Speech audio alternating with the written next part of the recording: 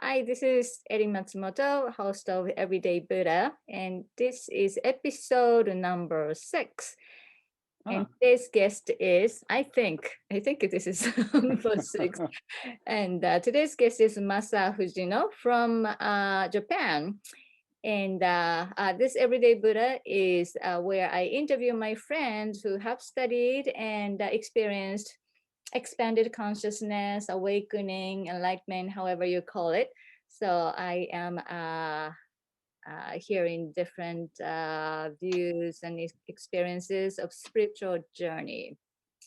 So Masa, I have known him for a couple of years now, maybe about a year. I mm, can't remember, but from the course finders course, and we right. shared the journey for a little while, and in English and Japanese. So uh, and he has this wonderful calm presence, but he said it hasn't always been that way in the past when he was young. And we might hear his front side and the back side, or day side and night side. So he is a facilitator, facilitating seminars and learning development. That was when, Workshops. yeah, Yeah. yeah, seminars. So but he's had very interesting curious experiences speaking to his late wife on the other Mm. side. So I'm really looking forward to hearing all those stories today. So with that, could you maybe start with your introduction on the front side first, and then we'll get to the back side. Okay. Hi, my name is Masa, and I've been on this plane on this body, I guess, for 62 years so far, and apparently I have a little less than 30 years to go. So still looking forward to it. Yes, I was born in Japan. Do you want me to just basically uh, Yeah, just run? Okay. quick bio, please. Yeah. Okay, okay. Yeah, I was born in Japan, Fukuoka to be exact, Japan, and I didn't I wasn't very comfortable in the environment where I was in different levels. Well, I'm an ADHD.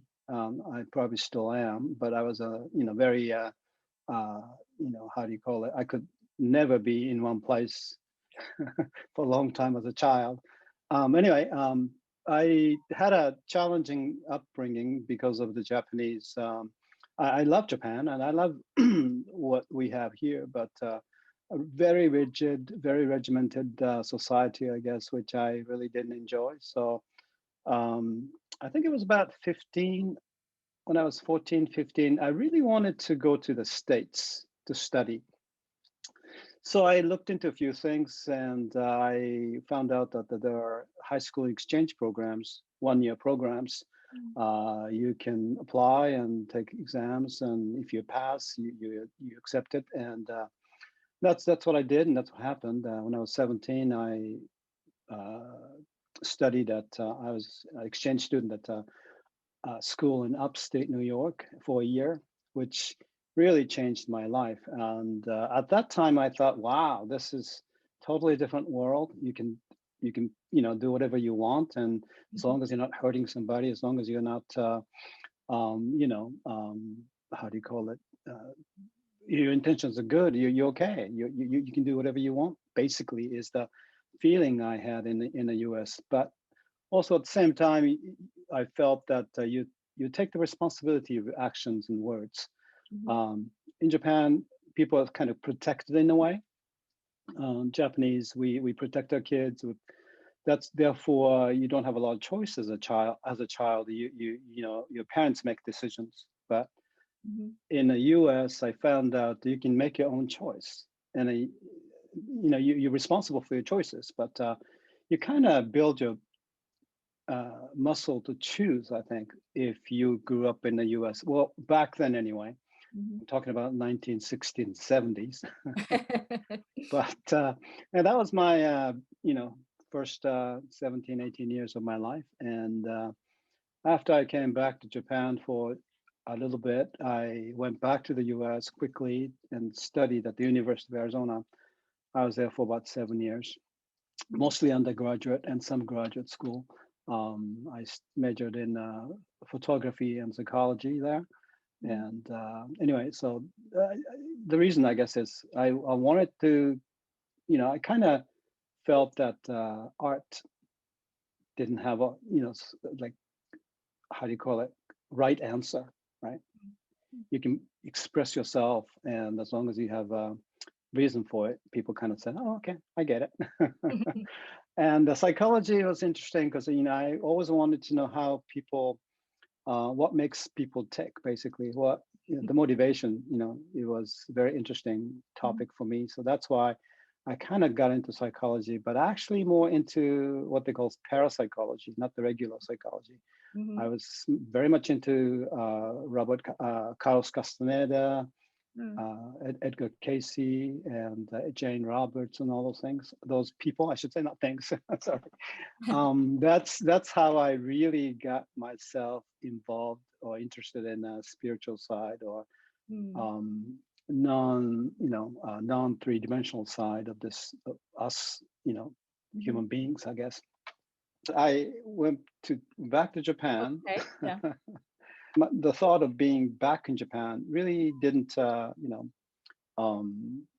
how do you call it, make me feel good about it. But then I was born as a Japanese, and I figured there's a reason for that. So I figured I'll go back for at least for a couple of years and give it a try. Mhm. And this is way back in 1984, I guess. And the first year was horrible. Basically, I kept thinking, I want to go back to the US. I want to go back to the US. I don't want to be in this country. Mm. Took me about a year to really understand the goodness of Japan. What Japan offered. That's very unique and then fantastic, right? So after about a year, I felt, well, it's not bad to be in this country, and I think I'm happy to be here as well. Because I wanted to go back to the States to a certain extent, but Mhm. I figured Japan was quite good as well. And then that's when I met my first wife, Canadian wife, Okay. in Japan. Oh, in Japan. And Okay. in Japan, yes. And we decided to get married, and we were together in Japan for 4 years. But after about 4 years, she basically didn't want to live in Japan anymore. So we chose. She was from just outside of Toronto, Canada. Okay. So we chose Vancouver. So well, Hawaii would have been in the middle, but neither of us was American. So we figured that, well, Vancouver was sort of midway between Okay. Japan and Mm. Right. Toronto. So we were there for about 7 years. Mm. Um, I did what I could do, utilizing my photography background and counseling background. So I worked for a private college there as a photography teacher Oh. and student services counselor for about 5 years. Mm. And I was head of student services in the last couple of years, but I kind of didn't. Well, education is great, but for me, I wanted something a little bit more. As I said, I like to move around. I don't want to be in the same place for a long time. So after 3 years, I started to feel kind of claustrophobic in a sense, I guess, being in the same job. Mhm. So I wanted to explore. I tried to look for different things, but Vancouver didn't offer me Mm. anything that was interesting enough. So I guess I just tried to look into my options as to what I can do. Mhm. But no matter how I thought about it, it wasn't Vancouver. I was thinking maybe in Japan, Mm. where I could utilize my experiences in the past. Mhm. So I asked my then Canadian, my Canadian wife, could we possibly go back to Japan again? She said, okay, Oh. we'll give it a try, but not Tokyo. She didn't want to live in Tokyo, so we went to Fukuoka for about to move to Fukuoka again. No jobs lined up, nothing, Mm. right? Mhm. And I think I was 35 or so, and I figured I'll be able to find something. Mhm. was stupid confidence I had, I guess. Mm. So we relocated to Fukuoka after that. Mhm. This was 1995, I think, and took me a long time, maybe 6 months to 6 to 8 months, I guess, to find a job I really wanted to, do, which was corporate training. Basically, was what I had in mind.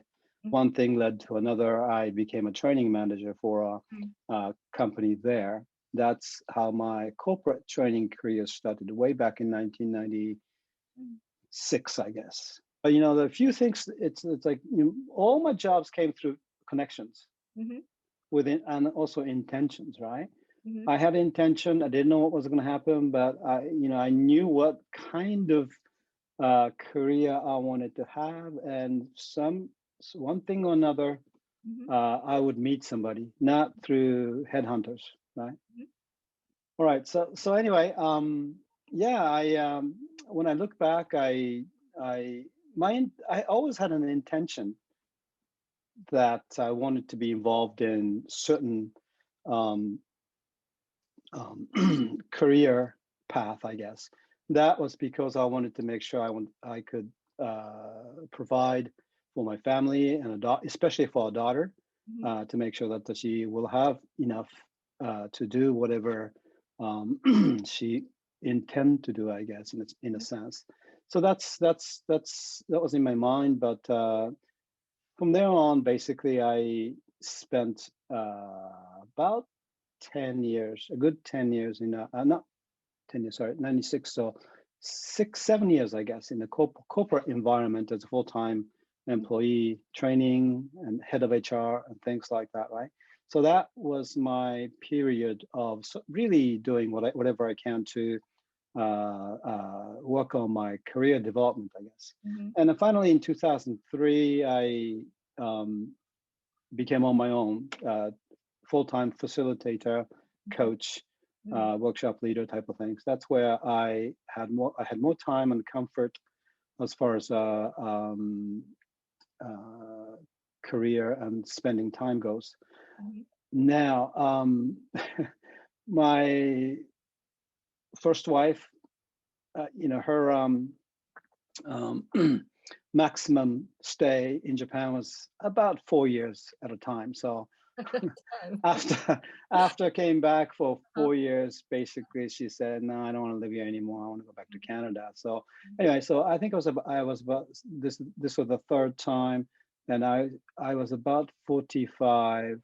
So basically, I was not ready to go back to Canada to look for another for different work again. I was very comfortable in Japan, Mm. so I said, look, our daughter's going to middle school, so maybe we'll well, I live in Japan and you guys live in Vancouver, and I go back and forth.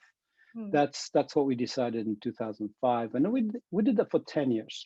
Oh. But in the end, it was really tough for me going between Canada and Japan. I was spending about 4 years in Canada. Sorry, 4 months in Canada, Mhm. 8, 9 months in Japan. To back and forth type of thing, and Mhm. that was a bit difficult. So in the end, we agreed to disagree, and we had to. We went for a divorce Okay. in 2010. Mhm. We kind of finalized it in June of 2010. Mhm. And September 2010, I met my wife, second wife, who just passed away last year. But she was a very spiritual person. She could, she was one of those. She's one of those. Quote. She would never say that. Quote unquote psychic person, right? She Mhm. could sense things. She could hear things. I don't think she saw much, but she could sense things.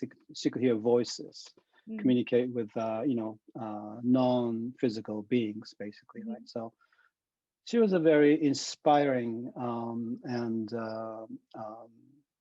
challenging as well partner for about 10 years. Mhm. And because of her, I learned a lot about myself as well as, spiritual side of things as well. And not directly, but because I was with her, I was able to meet all kinds of different people. And also because of our relationship, Mhm. we were able to attract interesting people around us. Mm. So the past 10 years been for me really, in a sense, like another life-changing Mm. years, I guess. Mm. And what's interesting, I believe you all know that FC course, Mhm. Finder's course, right? This is, I was involved in the course from April last year to August, I guess. Yeah. Mhm. And my wife passed away in July, Mhm. and timing was just when you look back, when I look back, I should say, timing was just perfect for me to go through the Finder's course between April to July, Mhm. mostly, and then on hindsight, the fact that I was, well, I lost my wife, basically, Mhm. and mostly uh, the most difficult time was between May, June, July, Mm. basically for me. And that was the time when we were really doing all the exercises for Finder's course, Right. and I Mhm. was focused on that. I was quite focused on that, Mm. and I, when I look back, that was for me to be able to stay stable and stay grounded. And I had, I had four other people to count on in a sense, and they were all encouraging and all that. I mean, of course, Eddie was too, but a good group of people who are very supportive. Right. And hopefully you're watching this, but anyway, Mhm. and then I really, really appreciate their support uh, during that time. But because of that, because of the FC course, I think I was able to uh, not to lose my calm most of the time. There were times, of course, I felt emotional or I felt frustrated Mhm. at certain things. But after going through that, I, my not trust, or my belief in non, physical Mhm. existence Mhm. has definitely deepened Mhm. in many different levels. And I'm really grateful for the course, and I feel that it was the perfect timing for me. Mhm. And anyway, so that's that for me. But as far as my spiritual side, I've been talking about mostly my career development in a sense, Mhm. career transitions, I should say. But I think we all go through life thinking we are going somewhere, and which is okay, of course, right? Mhm. But this is maybe everybody's saying this, but you look outside, you look for things, you look for stimulation, you look for what's out there, what's Mhm. possibly out there, Mhm. what you could get to or you could achieve, but actually going within Mhm. basically is the key, right? That's what I've been feeling lately, and that is where I think I want to focus on for the rest of my life. Hopefully, with people who are like-minded. And interesting thing is when you start doing that, you attract the same Mhm. type of people in many different levels, and that's what's been happening with me. Yeah, I would like you to share, if you don't mind, some Hmm, experience you've had communicating with your late wife through Molokai, right, right, or maybe right. do Ah, okay, you're yeah, feeling her presence, or you since you yes. have had some conversation with her on the other side. Yes, yes, yes. Yeah. Yeah, interesting you mentioned Molokai. Actually, right before we signed on to this, I had a message from my brother DJ in Molokai saying that our Aunty Sunuki is her name. Aunty wants to talk to me right now. So after this, I'll speak with them. But yes, that's they are one of the very dear people to me and my wife, my late wife Kay.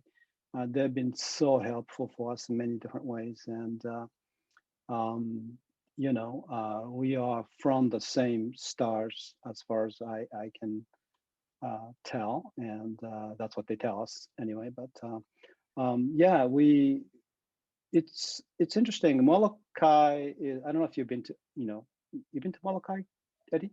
No. Yeah. Molokai is a very spiritual island.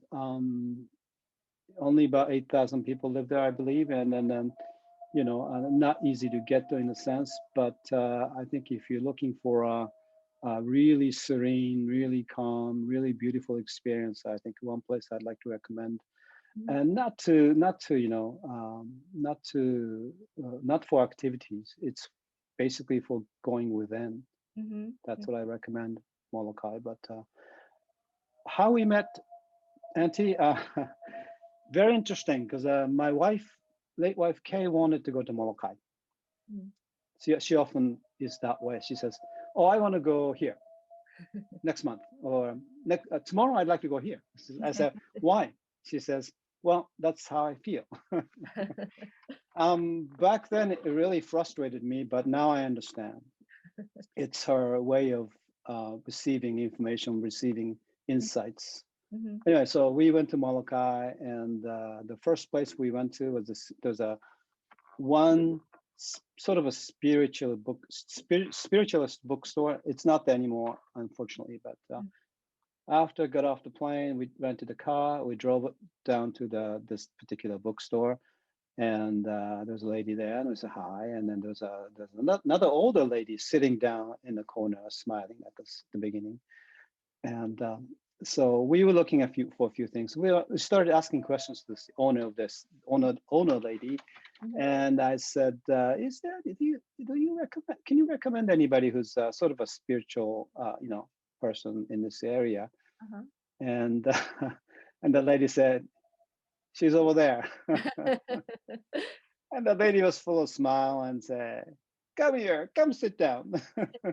So I sat next to her and started talking to her, and then she said, "Well, I was waiting for you guys today." So I said, "Okay." Okay. And I need you to meet somebody. And she called somebody, and that's where DJ came in. Okay. So this is your brother DJ. Just met her for the first time. Met him for the first time. DJ and I really, connected from the beginning, and since then we've been great friends. But Mm-hmm. yeah, we got to know each other, and that's how we met Auntie. Mm-hmm. And we went back to Molokai, I think 6 or 7 times after that. And each time we go, she basically said to Kay, "You're doing great." And she says to me, "You need to grow. You need to grow up. You need to get your head out. Stay in your heart." That's what she kept telling me. And I kind of knew what she was saying, but not really, right? But anyway, so that's how relationships started. And yeah, I think Auntie can astral travel, so she basically knew what was happening with Kay and I, and she would sometimes give me advice mostly actually, and tell me things how to be closer to your heart, not to your head, basically. So that's a special relationship Kay and I, were able to build in Molokai. Mm-hmm. Yeah. So that's just one of the examples of what we've had together. The fantastic people we were able to meet. Mm-hmm. But in the end, I think come to think of it now, it's what's important is what's in front of you right now. I think we tend to focus on big events, which I usually, which I've done in the past, so big events or some sort of significant person to your life. Mm-hmm. And it doesn't significant. I don't mean social status and all that, but certain people are more impactful for you, right? Mm-hmm. And that's important. But the more I think about it, to take each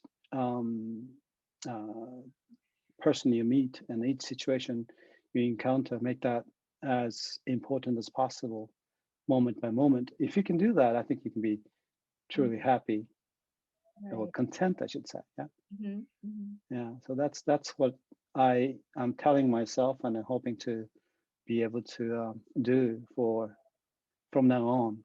Yeah. But then again, I forget most of the time. But I say that's okay. You know, it's Yeah, perfectly all right, right? yeah, it's yeah, everything is okay. Yeah, even Mm, most of the people I've interviewed so far, they have moments, something mm, triggers, and yeah, so far I haven't met anybody or talked to anybody who never have that anymore. right. Even if they are pretty much in fundamental well-being most of the time, but usually it's the spouse. You Usually. know, there's no question. That's the biggest lesson, the biggest source of your enlightenment, I think. I can say that for sure now, but you know, when I was, you know, when she was still here on the physical side, you know, there's one thing to add. You know, we used to argue quite a bit, of course, right? Well, views are different, but now all I can see is her smiles, and she, Nice. you know, it's great in the sense that you know, I still feel that I have a very deep relationship with my wife Kay still right now. But so in a sense, that's great. But unfortunately, the physical side, she's not here with me, so that's I miss in a sense. Mm-hmm. But that you know, that's what we are, I Mm-hmm. think. So do you communicate with her directly or do you communicate through the people, your DJ, your brother DJ or Uh, Auntie? yeah, actually, I have a couple of people who are psychic, and then my friends uh, who live about you know, quarter of a mile away from here. Huh?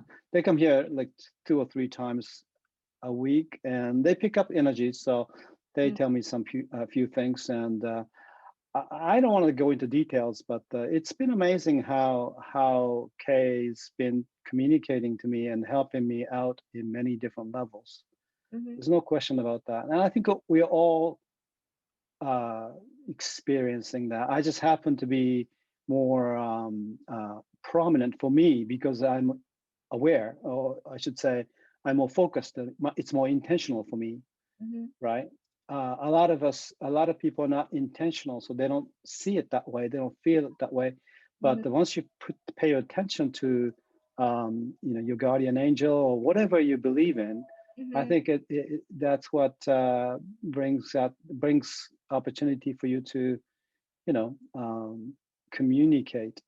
Now, I don't hear her in physical voice per se, but I can definitely see, or I should say, feel her nodding, which is a smile for me, right? okay. When everything's a go, when the answer is yes, I get a big smile in my mind from Mhm, her. mhm, So, you know, nice. I ask my heart. This is I don't know if you heard of Greg Braden. He's a Yeah, I know one of who those. that is. Mhm, Yeah. I was watching one of his workshops, and he talks about, you know, listening to your heart, mhm, which I think it's a great technique in a sense, mhm, rather than your head, right? mhm, Listening to your heart. I do the exercise now, and then when the answer is yes, I get her smiling face. So mhm, that's mhm, one way we're communicating, and she's in my dream quite a bit. mhm. Yeah. But I have a feeling in a not so distant future, I may be able to communicate with her, you know, telepathically or whatever. Mhm. That's how I feel. But then again, I could be wrong. But Yeah. But some, so-called psychic people say mm, everybody has this ability. Some people are more yeah, sensitive to it or more yeah, developed, or as you mentioned, focus, more intentional.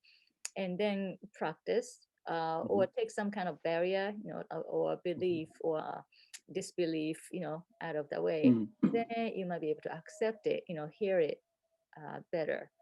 mm, So rather than maybe your head might be interfering, like, you don't believe it, you might be hearing it, but you may exactly. believe Yeah, it, yeah. brush it off like, I just thought of that. I just imagined that. So Mm, mm, yeah, even Abraham Hicks, and mm, she said that Esther says that she gets this, she channels and she talks mm, as Abraham, but right. she says that everybody has this ability. She just maybe she might be more, have certain characteristics that make it Hmm. easier for her to interpret. She acquired a language. She didn't have that before, but she was able to download whatever the chunk of information and verbalize it.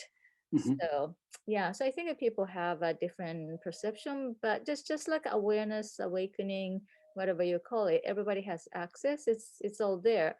But that kind of fish may not know they're swimming in water and looking for water, Yeah, that kind of thing. exactly. Yeah, yeah, Right yeah. there, Mm. yeah. And that might be the same with your well, everybody's communication with the deceased or spirits or whatever. It's right Mm. there. But if you just look, or you just know Mm. where to look, or how to look, or Mm. how to listen to, yeah. So that might be the key. So yeah. So let us know when you have a direct conversation with her next time. Yes, that would be fantastic in a sense. But to me, anything and everything is okay. I'm just open to all kinds of possibilities as long as you have good intentions. I think Mm, try not to focus on yourself only. I mm, think try to think of what's best for you know you and people around you, and everything around you in a sense. I guess that's where we're trying to get to. Yeah. mhm. Um, Yeah, I think that might be yeah, nice conclusion. But before I let you go, mm, maybe just one more question. Like, do you sure. have any kind of practice that you'd like to do, whether if it's meditation? I know you like to go for a walk, so that could be Mm. meditation. So what kind of thing that keep you either sane or centered or calm and collected? So do you have any favorite that you want to share? Yeah, I guess what's helping me a lot these days, I live by beaches, couple of beaches, three or four beaches around here. Mm, And then I try to walk down there or bike down there, run a little bit. Now we're coming to the point where we could go in bare feet into the sand beaches, I guess. So that's something I try to do every day, but in reality maybe 4 or 5 days a week right now, mhm, if because if it's raining it's kind of mhm, not as easy in a sense, but that definitely walking by the waves and beaches is something I do, and spend time relaxing. mhm, And meditation, yes, as well. Morning and afternoon, sorry, evening. I don't do it for very long because it's not easy for me. But try to, especially for the last couple of weeks, I try to listen to my heart because I use my head all the time. So try to, feel the heart, I guess, as much as possible. mhm, That's something I do. But I think the most important thing is not to be worried about what might happen. Yeah, mhm. possibly. Just take it day by day, take it one by one, do the best you can, and let things be. That's the secret, I think, in a sense. Mhm. Yeah. Yeah. So you have been to US and Canada, went Mm, back and forth for a while, but sounds like you're back in Japan and feeling pretty mm, comfortable there. So that's sort of like really coming home. So you're gonna sort of what you were saying, not looking for something outside, but going back to your roots right, yourself. right. Yeah. Yeah. But I do enjoy being in the U.S. And Mhm. I had a interesting Akashic reading done a couple of weeks ago, Oh, okay. and this gentleman said basically I'll be, right now, nobody's traveling, but after 2022, he sees me traveling between U.S., Hawaii, back Oh, and forth for nice. another 15 years. So I said, 15 years, interesting. Uh-huh.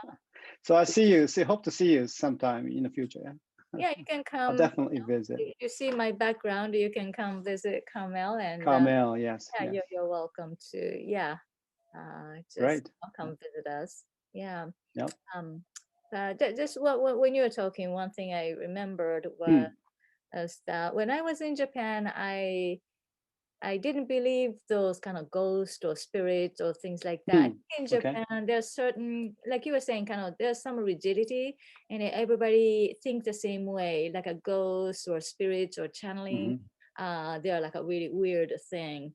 Although there are some people who are, believe in that. Of course, there are some people Yeah. who do that. But there was this almost Shindikyo, and there was this cult, Mhm. you know, doing some, bad things. So in that sense, I think I'm more open. After I Mm. came here, I'm more open to those spiritual things and people channeling. Oh yeah, you talk to your late wife like that. I can kind of accept that. Oh okay, maybe yeah, maybe that happens. So I don't think I could do that when I was in Japan and I the see. reason Yeah. I'm Okay. here and Yeah. and I haven't gone back is sort of like you. I was a little bit claustrophobic with the rigidity and rituals. And as much as I love Japanese, certain Mm. aspects, the beauty and the culture and the arts, but yeah, but that's why I got out. So I kind of Right. Right. Yeah. identify with you, the reason you left, although I didn't leave, as you know, Mm. like you so young when you were 15, 16 and started thinking about it, but I didn't think that way that early. But anyway, yeah. So do you have any final words for people Yeah. watching or? You mentioned about the different dark side and light side, whatever. But I think our mind's so powerful. We can create anything. Yeah. If you think it exists, it will, right? And Mm-hmm. then it's basically, you're tuning yourself to your wavelength to whatever it is, because this what we see is not reality, right? Mm-hmm. Basically, what Right. you can imagine, actually, you can create, and then you're doing that. Mm-hmm. And basically, it's a choice. It is a choice where you want to focus on. And once you understand that, I think life gets a lot more simple in the end. And then, but then again, if you happen to be experiencing not so good, I mean, that's okay. That's what you chose. So Mm-hmm. decide to choose something else, and that's actually very simple. It doesn't seem that way at the beginning, but the more you learn about things, I think it does get easier for all of us to Yeah. choose what is best for each person and the best for collective environment or whatever. Yeah. So I totally agree. actually, it's so simple. Yeah. Yeah.